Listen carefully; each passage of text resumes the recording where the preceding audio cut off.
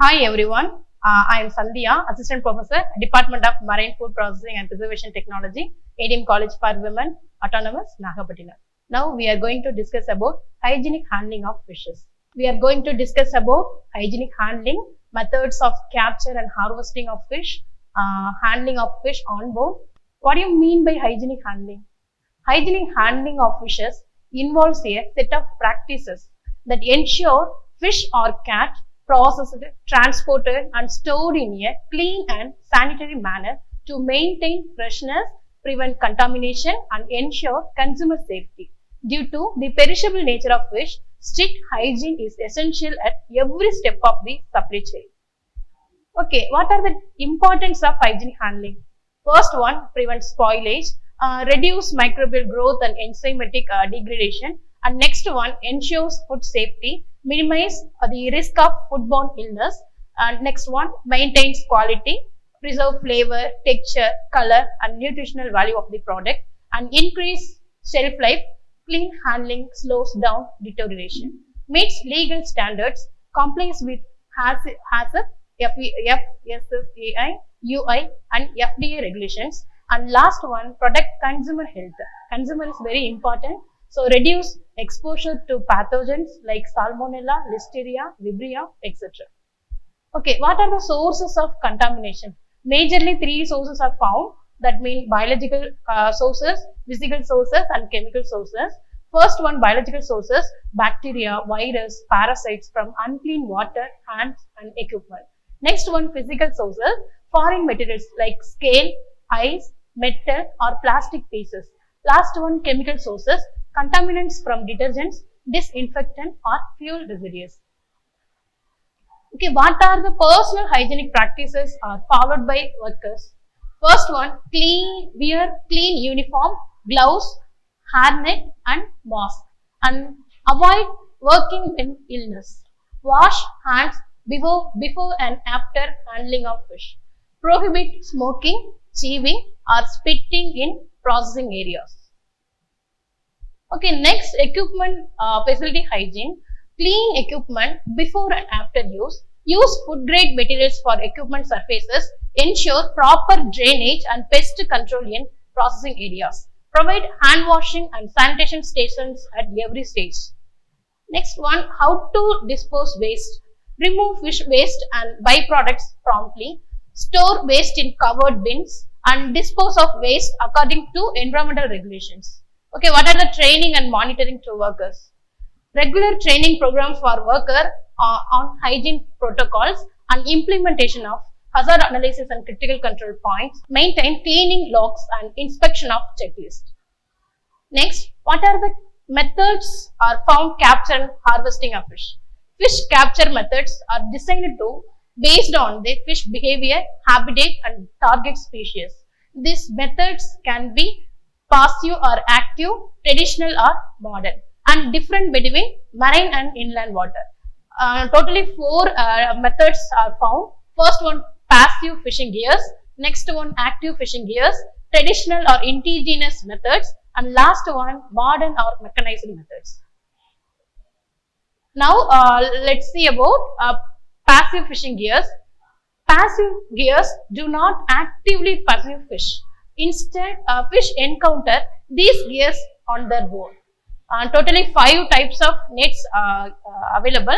So first one, gill net, trammel net, long lines, fish trap and pots, and last one, pike nets. This image shows as gill net, a wall of netting suspended vertically in water, and fish swim into the net and get caught by their gills when trying to back out. So 2 types of gill nets are available. First one, set gill net, and second one, drift gill nets. Set gill nets fixed in one position and drift gill nets allowed to float freely with currents. And target species are pelagic and demersal fish. Example, sardine, mackerel, etc. This is trammel net. This image shows us trammel nets. 3 layered nets are found. 2 outer large mesh layer and 1 inner fine mesh. Fish push through outer mesh and get entangled in the inner net, often used in shallow coastal water and inland waters. Third one is long line. This image shows us long line method. A long main line with bited hooks spaced at intervals. Two type of long line nets are available. First one bottom long line and another one pelagic long line. Bottom long line for demersal fish like codfish, and pelagic long line for tuna, swordfish, etc. So advantage of long line is selectively capture and minimal habitat damage. Fourth one is fish trap and pots. Cages or enclosures with funnel-like entrance are found. Fish enter easily but cannot escape. So bamboo, plastic or wire mesh are found fish trap, and this common traps are basket trap, drum trap and box traps. Next one is pike net. This image shows us pike net, a cone-shaped bags made of netting held open by hooks, and it set in shallow water or estuaries with guiding links. Target species are eel, catfish and other demersal species. Next, we are going to discuss about active fishing gears. These gears require human or mechanical effort to capture fish actively.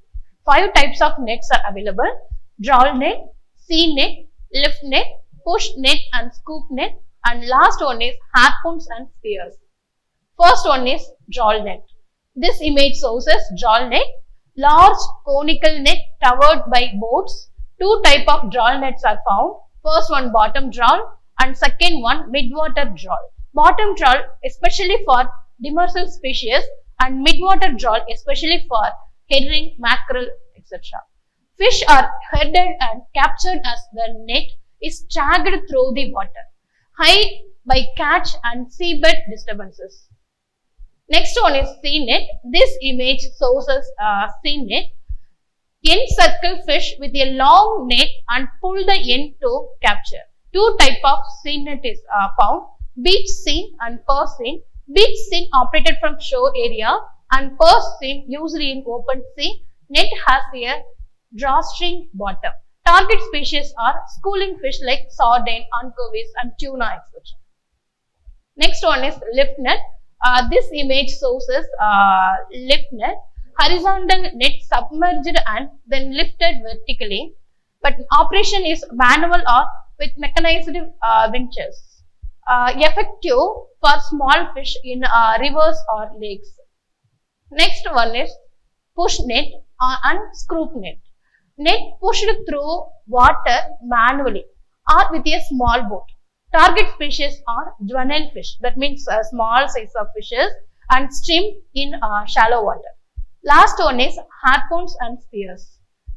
Used by individual fishes for large fish. Precision based, it requires skill and is used in low scale fishing. Next, we are going to discuss about traditional methods, that means indigenous methods. It used in artisanal and small scale fisheries. These are low cost and eco-friendly. 5 types of different nets are available: cast net, basket net, stone barrier, hand picking and fish poisoning. First one, cast net. The first image is shows us cast net. Circular net thrown over the fish, schools by hand. Mesh size determine the size of fish captured. And second image shows us basket trap, that means bamboo trap is locally made using bamboo or other natural materials. Fish enter through a funnel and cannot escape. Next, stone barrier. Semicircular or V-shaped stone walls in river. It functions as direct fish into trap or nets. Fourth one is hand picking. Direct collection of fish, mollusks or crustaceans by hand or using spears. Common in intertidal areas. Last one is fish poisoning. Use of plant-based poisons like crushed seeds to stun fish. Environmentally harmful but mostly banned today. Now we are discussing about modern or mechanized methods. It's used in commercial and industrial scale fishing operations. Three types are found: mechanized trawling, purse seining with sonar, and electrofishing. First one is mechanized trawling. This image shows us mechanized trawling method. Uses powered boats with winches, GPS and hydraulic system. High capture efficiency used in deep sea and oceanic fishing. Second one is purse seining with sonar. This image shows us purse seining capture method. Fish schools located with sonar or echo sounders, purse seine deployed with great precision. Next one is electrofishing. It usually in inland or research-based recapture method. Send electric current to temporarily stun fish, and after the fishes are collected by the float up, environmentally regulated due to potential harm to non-target species. Okay, what are the hygienic considerations during capture? First, use clean gear and containers and avoiding physical damage to fish and quick removal of fish from gear and immediate icing, regular cleaning and disinfection of boats and equipments, and last one, personal hygiene of crew is during handling. Crew means workers. Okay, how to handle fish on board? Proper onboard handling of fish is critical step in ensuring the quality, freshness and safety of seafood. Fish are highly perishable and once caught, they begin to deteriorate due to microbial growth, enzymatic activity and chemical changes. Therefore, careful handling from moment of capture until landing is essential to preserve quality. Handling fish immediately after capture is critical for maintaining freshness, texture, flavor, safety and market value. Improper handling can lead to spoilage, bacterial contamination and significant economic losses. The major steps involved in fish handling on board include catching and hauling. This is first method. Fish are caught using various gears such as drawls, seines, long lines, gill net, trap or hand lines. Once caught, the fish should be hauled abroad promptly and carefully to avoid crushing or bruising. Excessive delays or rough handling during hauling can lead to physical injuries and increased stress which accelerate spoilage. Removal from fishing gear. This is second one. Fish must be quickly and gently removed from net or hooks to prevent scale loss, skin abrasions, internal damage. Rough handling causes bruising and rupturing of blood vessels, affecting appearance and flesh quality. Next, sorting and grading. Fish are usually sorted by species, size and quality. Grading helps determine the handling procedure, market value and storage priority. Damaged or low grade fish may be separated for alternative processing like byproduct processing. Next one, washing. Fish are washed with clean seawater to remove mucus, blood, dirt and bacteria. Washing reduces surface contamination that help maintain hygiene before icing or gutting. Next, stunning of fish. What is the meaning of stunning? Stunning is the process of rendering fish unconscious before killing to ensure human treatment and reduce stress. What is the purpose of stunning? To minimize pain, stress and struggle during slaughter and to improve the quality and shelf life of fish flesh. Okay, what are the methods are found? Percussive stunning, electrical stunning and CO2 stunning. First, percussive stunning is a mechanical or manual blow to the head of the fish causing immediate loss of unconsciousness, suitable for large size fish like salmon or tuna. And next one is electrical stunning. Passing on electrical current through the fish, either in water or using electrodes. It's common in aquaculture and mid-sized vessels. Last one is CO2 stunning. Fish are placed in water saturated with carbon dioxide gas.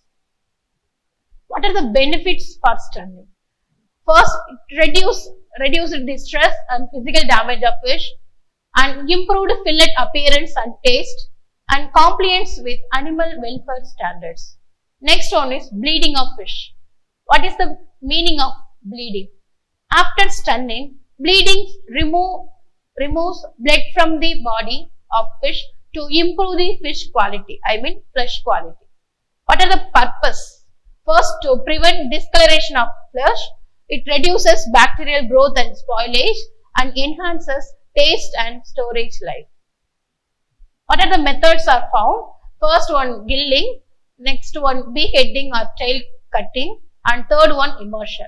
First, gilling. Gilling means cutting the gill arches to allow blood to dry. Next, beheading or tail cutting, severing the tail or head vessels. Immersion, fish are placed in clean chilled seawater to facilitate complete bleeding. Bleeding should occur immediately after stunning for best result. Okay, next we discuss about icing of fish. Icing is the most common and environmental method to preserve fish freshness on board. What is the purpose? Rapid reduction of fish temperature to around 0 degrees Celsius, and it inhibits enzymatic and microbial activity. And what are the types of ice used? 3 types of ice commonly used, that mean crushed ice, flake ice, slurry ice. First, crushed ice, it's a small ice pieces melt slowly, and flake ice, thin flakes, excellent for fast chilling and even distribution. Next, slurry ice, ice mixed with seawater and provide rapid chilling and gentle handling. And ice to fish ratio is very important for preserving fish. So usually we follow 1:1 ratio. So 1 part of fish and 1 part of ice is equal action for storing fresh fish. So thank you.